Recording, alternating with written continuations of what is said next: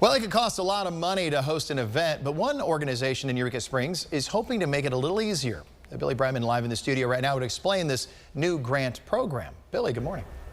Good morning. Main Street Eureka Springs has started a community microgrant program to help fund smaller events that encourage connectivity with people living in the city. The quarterly $100 to $400 grants are open to individuals and informal groups without existing funding sources. This money can be used for supplies, food, music, and more at events like neighborhood gatherings, creative classes, or art workshops.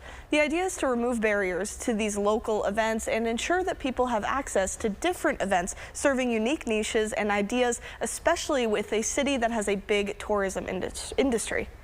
Most of the events that happen really are for the tourist community. And it isn't that we don't go to those. We do. We attend all those things too.